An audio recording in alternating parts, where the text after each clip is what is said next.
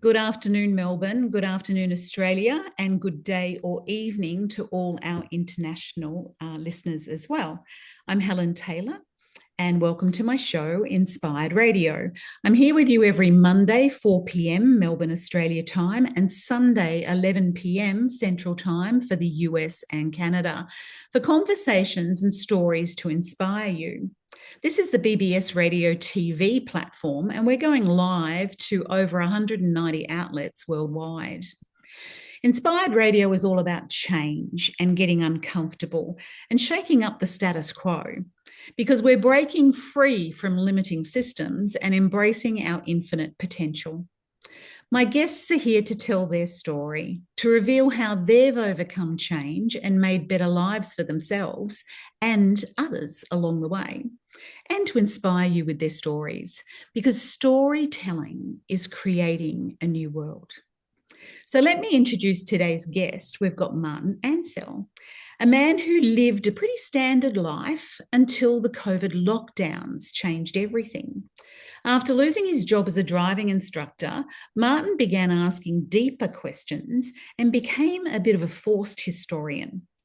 He came highly recommended to me, and from what I've discovered so far, Martin is a deep thinker and a researcher at a time when we truly need people who are willing to look beneath the layers of the stories, distortions, and outright lies that are happening in the world out there, so we can get closer to the truth about our language, our history, our laws, all sorts of things.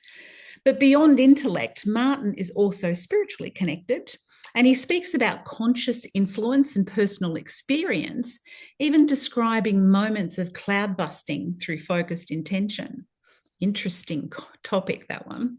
There's much to learn about Martin, and we'll be discovering that together today. So thank you, Martin. Welcome. Thank you, Helen. Nice to be here. Good, good. So let's start, right, with the story of COVID, because so many people out there can understand that time. Everybody was impacted in some way. So life up until that point was pretty happy for you, yeah?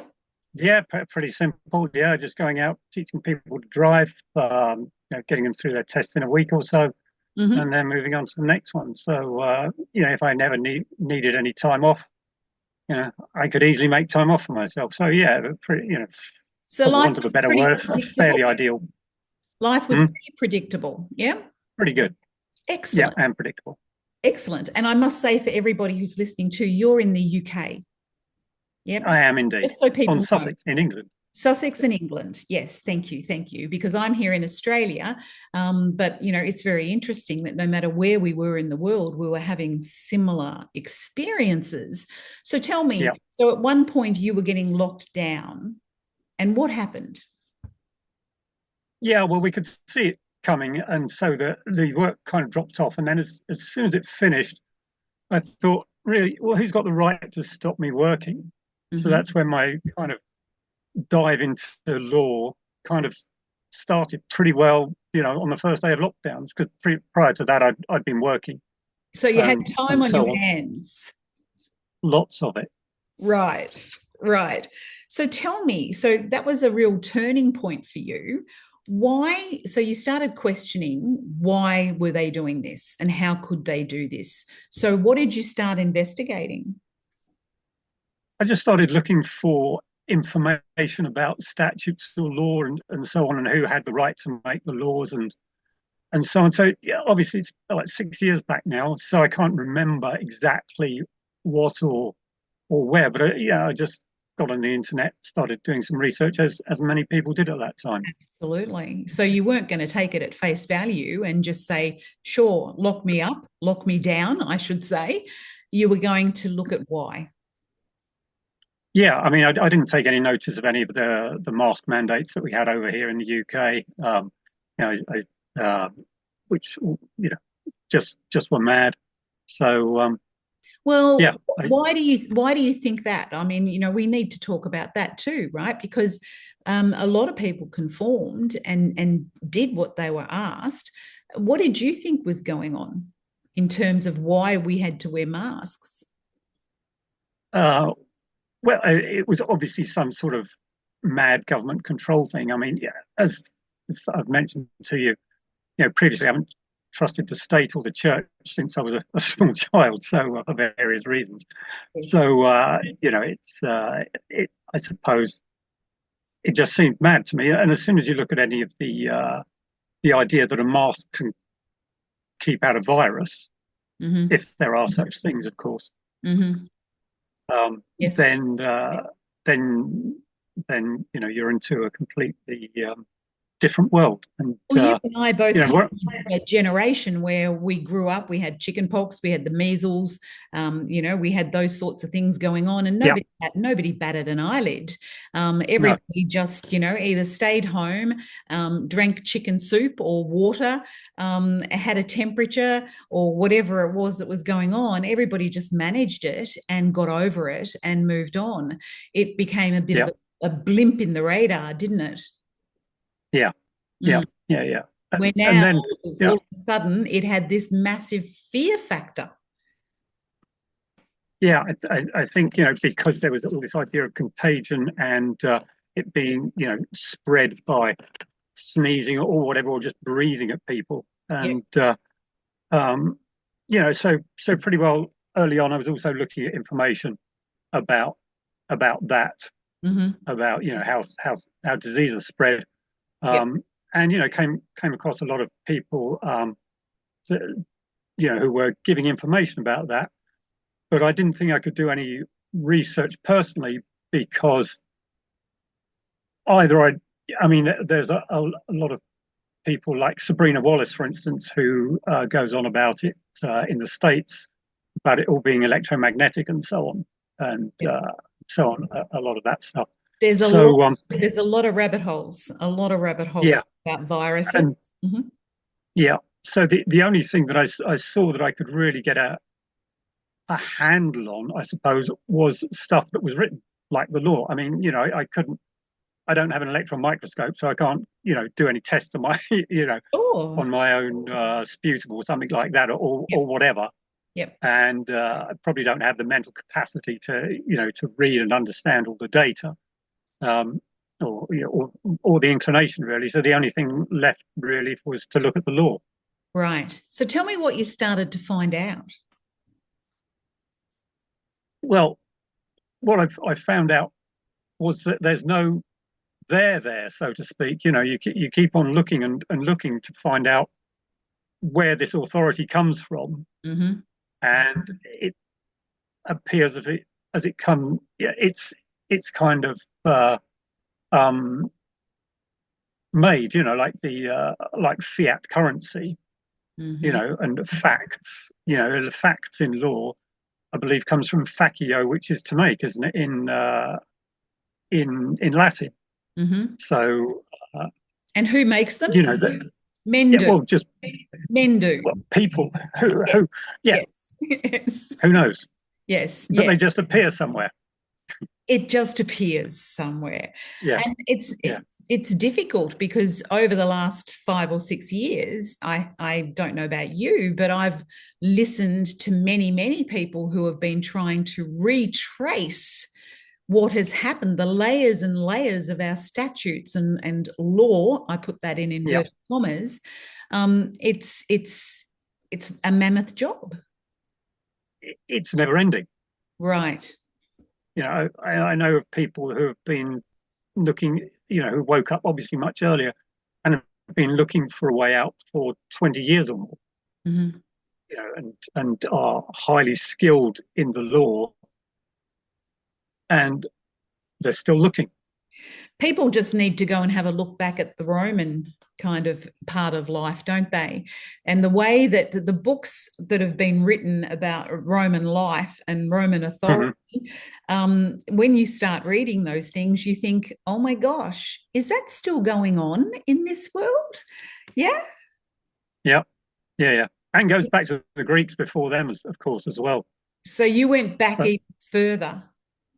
yeah, I mean, this is quite recent because I wasn't getting anywhere, and there are various people like you spoke to Cal Washington and Yes. so on. And he spent some time in prison, didn't he? But he got out. They kind of kicked him out, and then there was somebody else, Elizabeth Molson, who was jailed in Greece, and but she refused to give them a name. She refused to sign anything, and after 90 days, they threw her out. I Well, mean, she was supposed to be we have to get into the basis of that though, because you've just jumped forward now, and people don't yeah, know what you're talking about in terms of yeah, you just don't give them a name. So you yeah, started looking at law and realized it was a yeah, convoluted layer sort of system that was very yeah, difficult to navigate. yeah, But you started to find out about history, so getting into Roman history, like and yeah, Greek history, so the yeah, establishment of our legal system. Would that be right? yeah, yeah, kind of, yeah, Yep. yeah, for sure. And You know, that, I thought I'd go back as far as I could. right, right. And that then led you into our names, Yeah. finding out about our names. So what did you find out about our names? Well, there was there was a guy called or known as David DeSurry on Facebook, and this was once again quite early on, and he was pointing out the difference between post and mail, and you know how our names are written in different ways, and then For because I everybody out there, can I just say that post and mail, you're talking about letterboxes and our mail that we send and receive. yeah, That sort of yes, mail. Yep. so post and mail are two different things. I don't know if I touched on that before. Right. So post has a letter, has the address on the envelope, and it has a separate stamp that you'd buy at a post office over here. Yeah. Whereas mail just has a franking mark, and the address isn't kind of written on the outside. It appears to be visible through a window Okay. Those window in the box envelope. envelopes. Yeah. Yeah. Yeah. So you But started what to you discover that there was yeah, something up. So what's the yeah. difference between the two? Well, basically, if you ever get so, for instance, I've got here a thing that you know, came through to me, delivery. Basically, if you send anything by parcel post, generally, you go to the post office and they'll put a stamp on the outside of it. Or if you know, in the olden days, you send a postcard or a letter, and they'll put a stamp on it, and Mm-hmm. you have to pay for that stamp, and that stamp basically, you know, means that the thing can change, go to a different jurisdiction, Okay. which once again is a further rabbit hole kind of thing. Sure. Yeah. Sure. Let's keep it Whereas simple. if you've got, let's just see For those people example. out there that are watching this on radio, they can't see what you're looking for, but we're going Right. to explain it to them. Yeah. So we like here we've got an envelope. You're holding up a Oh, that's not. window-faced envelope. Yep, Yeah. And you see here we've got a name and address there. sure. Yeah. Your But name, actually, address. Mm-hmm. well, it's a name that yeah looks like mine. Yeah. But actually, this is addressed. The address on the envelope is on the back here.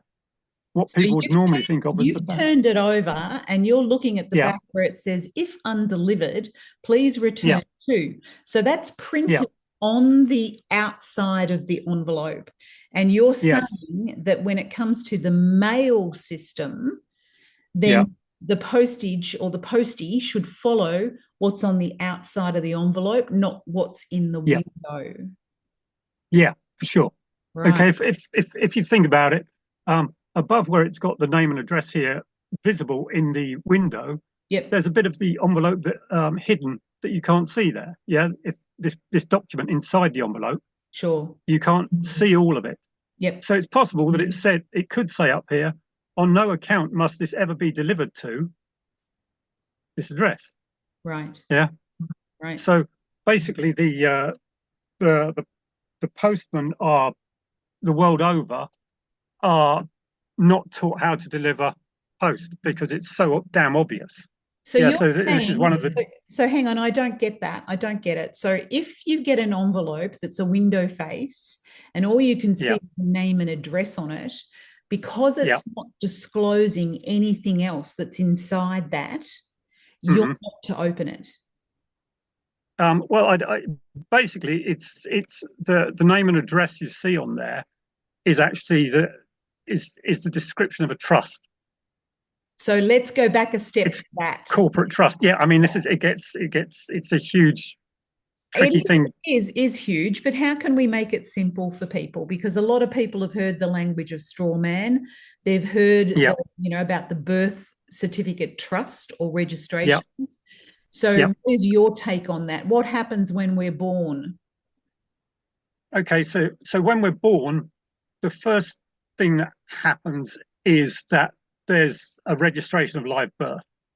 Yep. Yeah, but that is the registration of the infant, and because of all the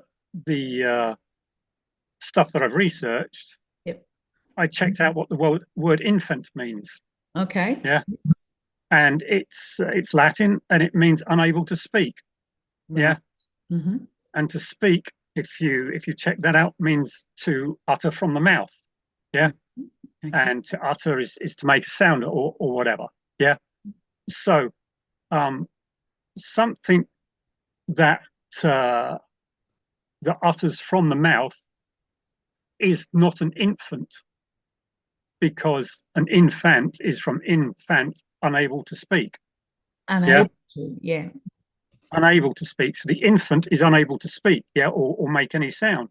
And this is why I believe there used to be that classic idea that doctors would slap a baby's bottom to hear it cry. Okay. Yeah. What they're doing there is they're checking whether the baby is an infant or not. If it cries out, it can't be an infant because it's making a sound. Okay. So that they should then ignore that product of birth, and then you have the other product of birth, Which is? which is the placenta, the Okay. afterbirth. And that is the infant, from what I understand, in their mad, twisted game. There's a lot of versions out there about how this Yep, works. And I'm really interested yep. because remember, everybody, we're talking about a driving instructor here. We're talking to Martin, who was happily getting on with his life, teaching people how to get their licenses and driving them around.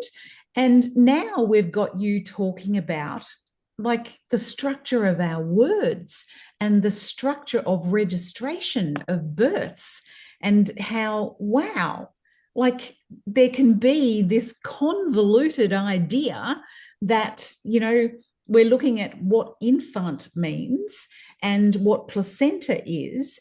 And are we essentially talking about registering if the baby's alive or dead? No, they don't care about the baby. It's not part of their system. Radio. Okay. So when we're born and we're registered, what's it about? We're not registered. It's about Um, it's all about the placenta being registered the or placenta recorded. being Yeah, recorded. because if basically it's alive, if it's showing movement and so on, and because you've got that pulsing of the placenta, Right. if you once again if you read stuff, obscure stuff carefully, you'll find out that kind of pulsing of the afterbirth Mm-hmm. shows that it's alive, Mm-hmm. and then it dies and so on. So in my view, all the stuff that people worry about themselves being registered is nothing to worry about because they're not interested in us. Yeah, because they know man has free will. Yep. But so basically, what's happening is the uh, that the hospital staff are making false claims and filling in the forms wrong. So when they weigh the placenta and so on, when they weigh the baby, they shouldn't be weighing the baby. They should be weighing the placenta. So, somewhere back in history, somebody Yeah. decided to register or record the placenta and weigh the placenta for the purposes of what? No. Okay. So no, they didn't decide to do that. They wrote the law. They wrote the rules so that people would think they had to weigh the baby. So as far as I can see, all the rules are written so that those who are in charge have got plausible deniability. So they can just say to about the baby being recorded as an infant, kind of, well, we told you what to do, and yet you're still, an infant. There's a test to see whether the baby is an infant or not because you just slap its bottom. They're playing an unspoken game of some sort. Yeah, for sure. For what purpose? Because man has free will, and so they have to trick us into playing everything. But how are they benefiting? So, well, because we shape the world for them. How are they benefiting from the trickery that seems to start from the day we're born? Okay, well, because they trick us into building roads for them so they can move stuff around and do whatever they do. I mean, I don't know exactly what they do because I'm not party to these people. Mm-hmm. Yeah, but I know that if I was kind of a psychopath, these would be the kind of things that I would do because I wouldn't want anybody blaming me. But Similarly with the post, I'm still missing something here.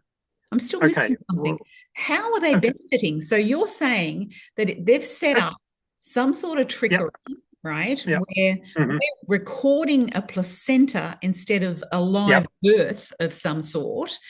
And they should be, but they're not. They're actually And that placenta then programs us. Something about it programs us into building roads and living our lives for them.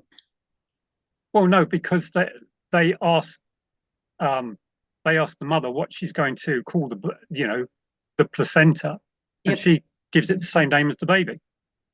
Mm-hmm. So basically, those records then go on. So you've got this kind of double thing. You've got the name of the placenta. It's got the same name as the baby. Two systems, two entities. Two completely separate systems. Why? Yeah. Okay.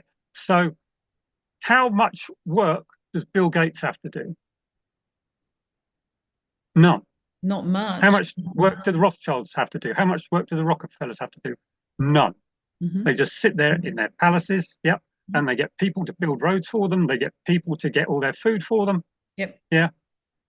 I'm not saying it's them that have actually started the system. The system is probably much older than that.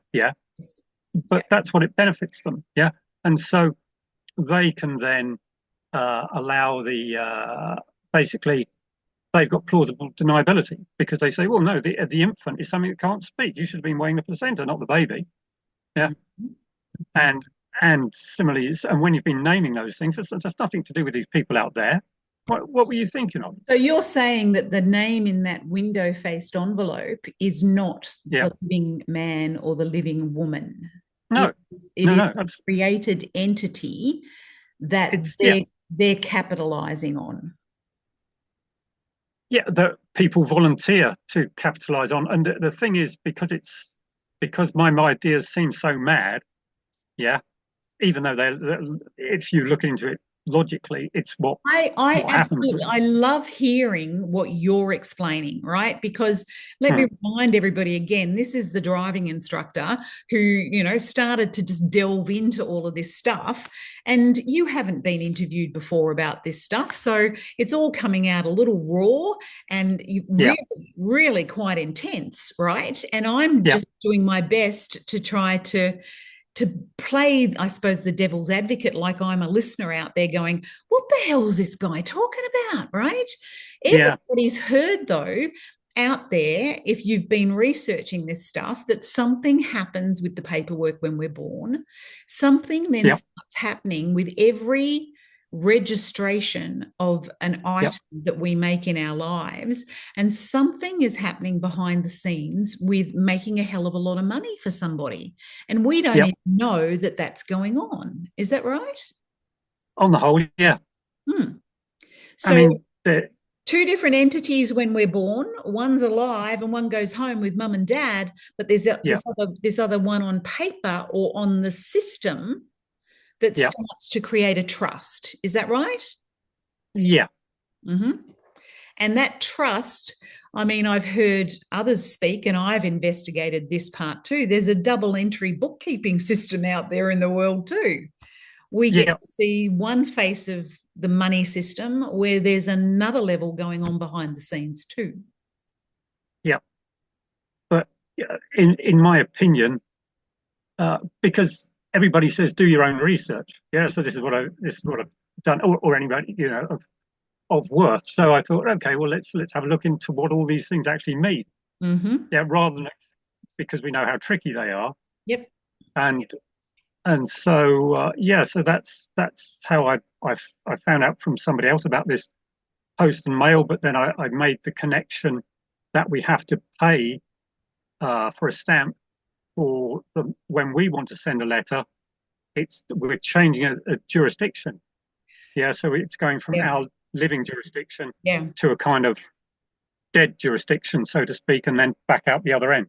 That's a good word, jurisdiction, because when I started investigating this stuff, that was what I had in the back of my mind. I was thinking to myself when I started to investigate, what's this diplomatic immunity that's out there? How do some people work in a different jurisdiction and seem to be above other jurisdictions? So that was in the back of my mind, the word diplomatic immunity and jurisdictions. And I'm Yeah. still looking at it that way. It's like, how do we all create a new jurisdiction where we Mm-hmm. operate under God's law? Yeah. Operate outside of the jurisdictions that have been Yeah. created out there. What's Yeah. your thinking about that? Well, yeah. So it's funny because I'd kind of heard about it, but then I was reading an article, and along there were comments beneath the article, and there was this one that this chap had said, "Oh yeah, it's all about jurisdictions. Here's all the work I've done on jurisdictions," and there was a whole load of stuff. There's actually a kind of an accessible Google Drive thing about jurisdictions, and Mm-hmm. although I don't essentially agree with kind of all of it nowadays, it really led me, into understanding this idea that you've got these four basic jurisdictions. You've got the soil, the land, the water or maritime, and the air kind of thing. Mm-hmm. And we see in if you watch, for instance, the old film The Hunchback of Notre Dame, where the hunchback claims sanctuary for the woman that he's rescued within the church.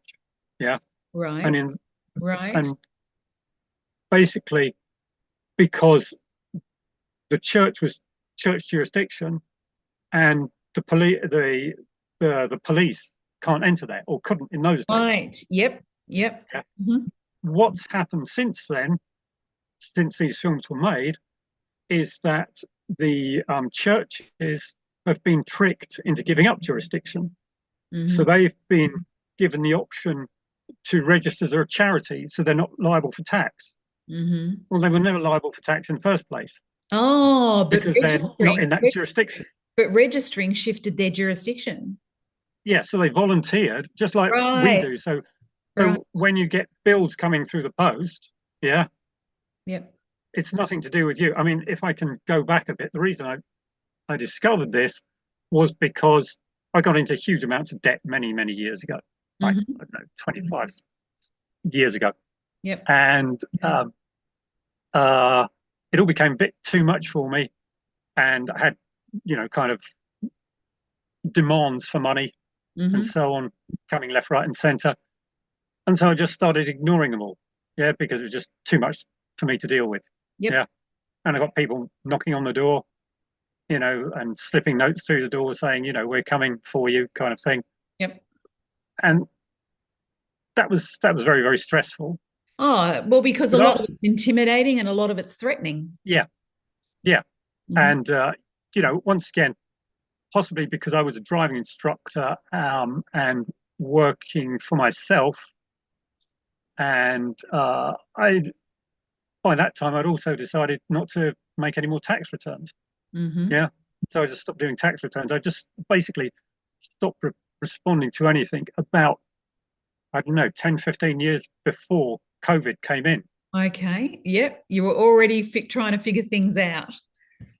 well, yeah. I mean, I kind of figured out that. Hang on, they send me summons, but nobody comes to pick me up. Yeah, Mhm. it's all about volunteering. Yeah, they can't make you do anything. Is what I kind of worked out. Right. Yeah. The hard one. So, I hadn't been paying utility bills or whatever, or council tax or mortgage for years and years and years. Yep.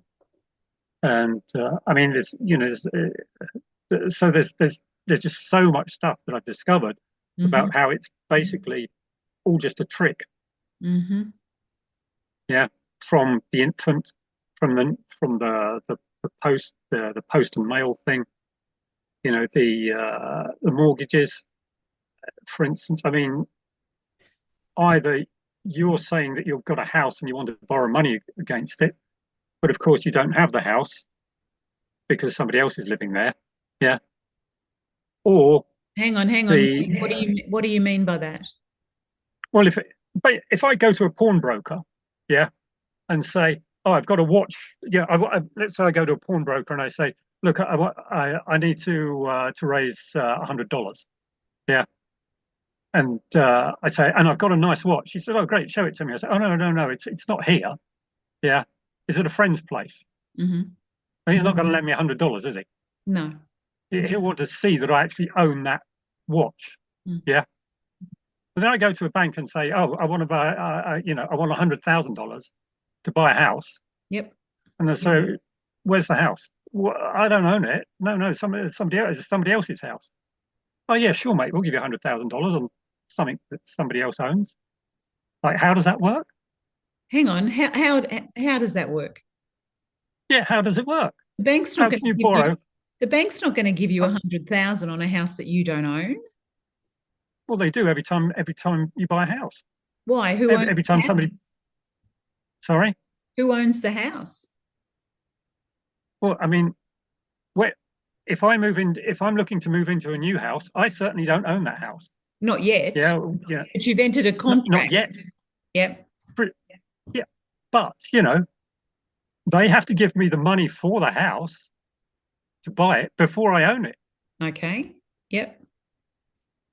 Well, that's mad because I could drop dead. So they could give me the money and I could then drop dead theoretically.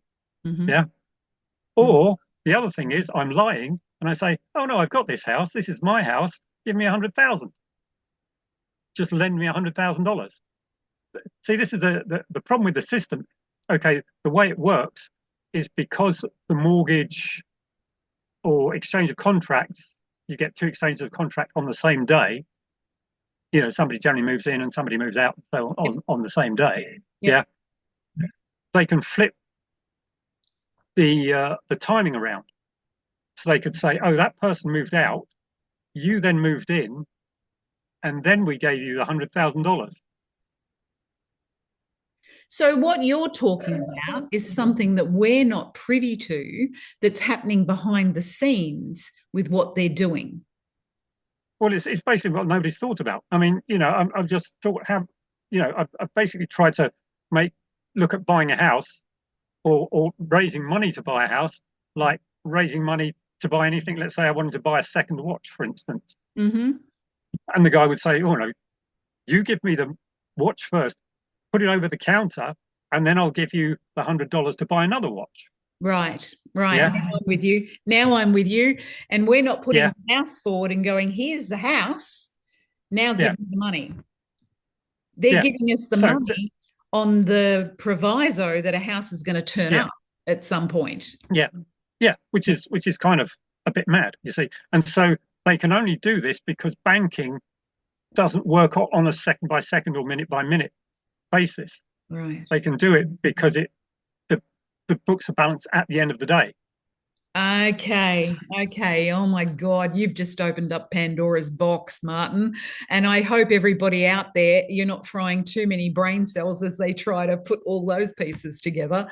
Yeah, Okay, let's move on. Let's move on. So you started to understand that there's a trust, there are trusts created, that there's different yeah, versions of what we think is our name that is yeah, being, yeah, bandied about and worked on in yeah, all sorts of ways. We've got paper identities, at which are those names all over the place. Um, hmm And you then started to find, did you, different groups that were all starting to look at this kind of what's going on in the world, what's happening with our birth and recording or registering and our systems? Yeah. Yeah, for sure. I mean, mainly the work of Vanna von Reitz and the American States Assembly, which is the kind of forerunner of TASA, the Terra Australis Yep. And States for people Assembly. listening, I've interviewed a couple of people from Terra Yeah, Australia. Mookie and Ben, I think, from Yes. TASA and Yes. so on. Mm-hmm. Yeah. So so So so why yeah, so I why were you trying to find groups? What were you looking for? to see if yeah, basically just to bounce ideas off people and Okay. exchange ideas and so Yeah. on. Yeah. And then I discovered Anna von Reitz and all her articles. You know, she's done over 5,000 articles now. It was about Yes. 2,000, 2,500 when I first found her. But straight away, I think maybe a third article, there was an article called "The Nut Is Cracked," And there's a book. which has There's got a book by that which name. Yes. yeah, but it basically the nut is cracked. The article basically lists all these different types of trust names Right. that are in our name. So, you know, whether it's all capitals or whether it's half capitals and half kind of lowercase, and whether it's got full stops in it or not. There's a whole load of stuff in there. So that gave me a good clue. So when I then started looking at the mail the mail that I was getting, that kind of told me I was kind of on the right on the right path. And then I started reading lots of her history and found that there's kind of an alternative history to the aftermath of the Norman conquest over here in England about in 1066, so about 1,000 years ago, and the because she had access to family history going back That's what all I that was about to time. say, actually. Yeah, she had generational history in her own Yeah, family that had yeah, been investigating a lot of wrongdoings and a yeah, lot of questionable things. I just, for everybody out there, want to give her website. I was just looking it up myself. So we've got Anna, Anna Von, VON, Wrights, which is REITZ.com.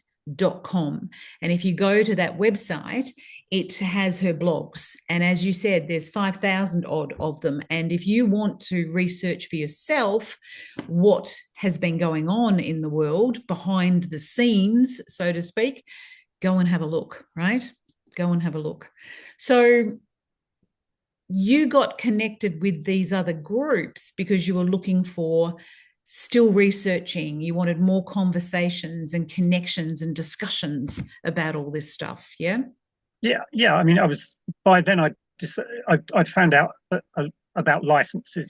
So basically, a license is something that allows you to do something that's otherwise illegal. It's basically just another money making scam.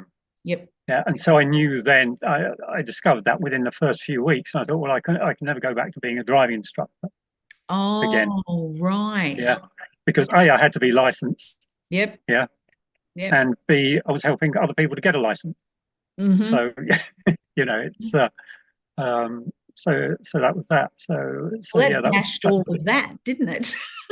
Yeah, yep, yeah. So, but there you go. That's life.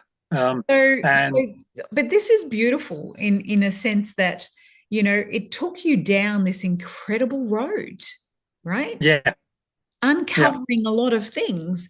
And as you said to yeah, me before we got started, you already had questions through your own life by being yeah, adopted, by having yeah, a mother who was German and who'd, yeah, gone through World War II. Would that be? yeah. Yeah.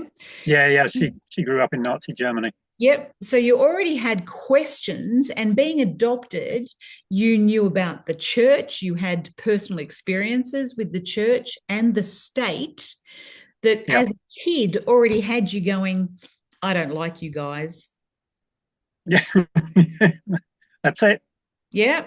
So it was Yeah, already there, right at the beginning Yeah, for you, and then yeah, COVID comes along and triggers all of that. Is that right? yeah, Mm-hmm. yeah. I mean, other things that happened during my life, which is why I thought, right, I've got to be kind of working for myself. So I deliberately don't say self-employed because when you're self-employed, you tend to fill in tax returns. Yeah, because employment is a kind of state thing, Mm-hmm. even self-employed, because you're paying taxes. So those childhood experiences had you Yeah, doing anything that you could to be independent of the system. Is that right? yeah. I mean, it was, but also, the stuff that happened in my working life. Once or when I went to university for a while Mm-hmm. and saw people there doing huge amounts of drink and drugs, and I was thinking, hang on, these are our future captains of industry. Right. Yeah, it just reinforces the idea that the whole thing is a sham, and then you know get being offered a good job, and then at the last minute being told I wasn't having that job because somebody else had turned up from the CEO's school and he was giving the job to him. They'd been at the same private school together, even though they'd never met each other before. Yeah. Right. Yep. Um, and then not getting a managerial position in a job with a large corporation because although I was qualified, well, I wasn't qualified. I mean, I was smart enough. Hopefully, you can recognize that I was able to do lots of research and stuff there. But because I didn't have a degree, Right. they wouldn't give me a management position. Yeah. So yeah, Yep. eventually, and that all happened in my 20s. And I thought by the time I got to the end of my 20s, look, to hell with it. I'm just So going to you have to work for started myself. seeing firsthand how it didn't have everything to do with a piece of paper. It had a lot to do with money and power. Is that right? Yeah, yeah, yeah. I mean, fitting in basically. Yes. Fitting in. Yeah. And fitting in with what? Huh? Yeah, indeed. Because I saw that myself with leaving school and getting out into the real world. I was in a lot of corporate kind of situations and saw Hmm. more happening just like you did in terms of drugs and alcohol and bad behavior. And my radar was going off too, going, people how are these people running, Yeah, corporations and the big end of yeah. business and stuff if they're all Yeah. behaving this way, especially during the 80s. I mean, there Hmm. was nothing unusual about having lunches that went into the wee hours of the morning. Hmm. Yeah, Everybody was smoking, drinking, doing drugs. The yeah. white collar drug industry was pretty big. Hmm. And Yeah. it makes you a bit jaded, doesn't it? I mean, it just wasn't my scene. It's kind of like, it's just like, for God's sake, yes, as you say, for goodness sake, it's kind of why are we listening to these people? Why do we have any faith in them? Right. Yeah. Yeah. So you had a lot of experiences of researching and investigating a lot of different things. And COVID then just goes and knocks you right on the head, and you Yeah, have to get into finding out what's going on. Yeah. yeah, So what now? What advice would you give for people? Firstly, I know that you've already said do your own research, right? You can listen yeah, to other people, but you have to do your own research. And Anna's blogs would be a really good place to start for some people yeah, if you want to do that. The other thing would be to find some groups out there that are starting yeah, to question our yeah, systems, yeah. right? But you've got to do your own research. So now what? What next? For me, Yeah. um, okay. So I've recently done this. I decided to go back as far as possible to Greek law, yeah, or to the Greek myths, because that seems to be what our law is based on. For everybody, But once you get, can I just interject just for a minute? For everybody out there, I read your document that you'd done about that, and it took me okay, days. It took me days because it's, for starters, I have researched a lot of different rabbit holes in terms of who are we and what is this place that we're living in. I've listened to people who have different interpretations of the Bible, have different interpretations of our history as well, which is all really, really interesting stuff, right? There's interpretations of everything out there, um, and interpretations that bring more light to what we understand as opposed to what we've been taught. And to read through what you put into such a sequence was incredible, because you were talking about the Greek gods and the whole status and setup, and how our law and our societies got rolled out. Yeah, that's what it's all about. Yeah. Incredible. In fact, even there's some stuff, because I've been doing it since then, since you saw those documents. I mean, I don't know whether I mentioned there's a bit in there which explains the how the post and mail thing, for instance. Right. So there's a wedding of uh, Zeus, the king of the gods, and Hera, his wife, finally. But Zeus is actually the state, and Hera is representative of the church. So it's the melding of church and state together. They get married. So when Zeus is busy raping and doing all these other things, yeah, it's not actually a kind of physical thing.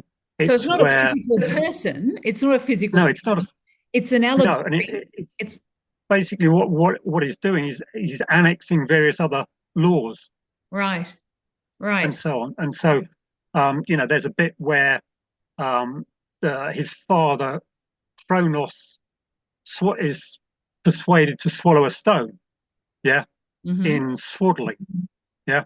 Well, the stone is actually, it comes up quite a few times. The stone is a lie, yeah. So he swallows a lie, and the Right, swaddling is a story around it, right. Yeah, yeah. yeah. So it's kind of weird, because once you uh, start recognizing these things, Mm-hmm. it becomes kind of like, oh right, that's what that's probably about. And then you go and look at the names of them and see how the names of the characters in a particular story, Yep. yeah, actually reinforce what your idea is. Well, they start revealing themselves. It's a bit like Yeah, when I started reading the Bible from the yeah, perspective that it was about human anatomy, and that all the yeah, names of the different characters and yeah, things that happened to them were actually stories about our anatomy and how that yeah, worked. And as soon as yeah, you started to read it from that angle, everything started to yeah, make different sense. So that's what you're yeah, talking for sure. about.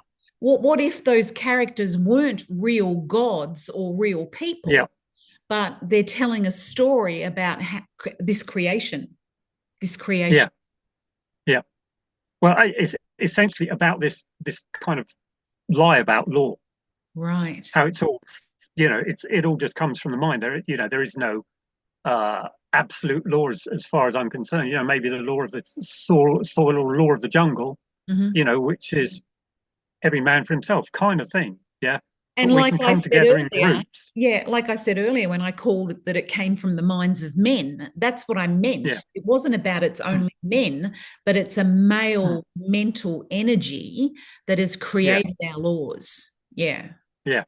right. Yeah. And it's not And God. so, no, that's that, and so, I mean, it's interesting because you mentioned the Bible there. And of course, right at the very beginning there, you've got the waters above and the waters below, and there was a shimmering on the waters. Yeah. Mhm. And if we then go back to the cloud busting thing, and there's a lot of research now going on about the consciousness of water. Right, right. We Yeah. haven't touched on that yet, have we, about you, Mr. Cloudbuster? And Okay. we've got about 5 minutes left, haven't we? We've got seven. So, We've got seven. We're doing all right. yeah. We're doing all right. Okay, so what are we capable of? Let's just completely flip the conversation to that. Yeah. So, I, I mean, one of the things that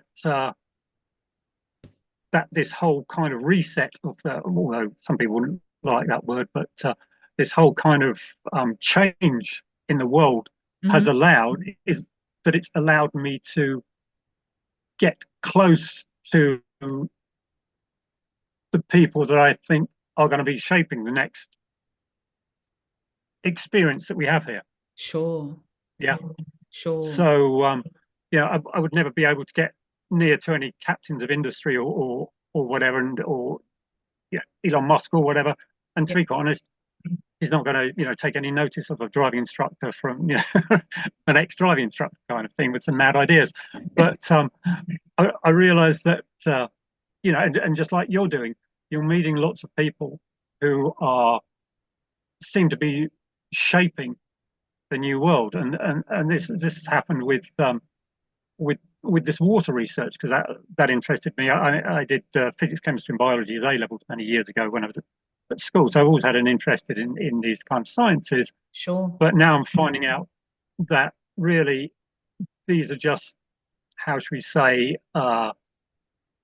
idea once again, just fictions, ideas kind of thing, and that there's a kind of a universal consciousness There is. probably within water.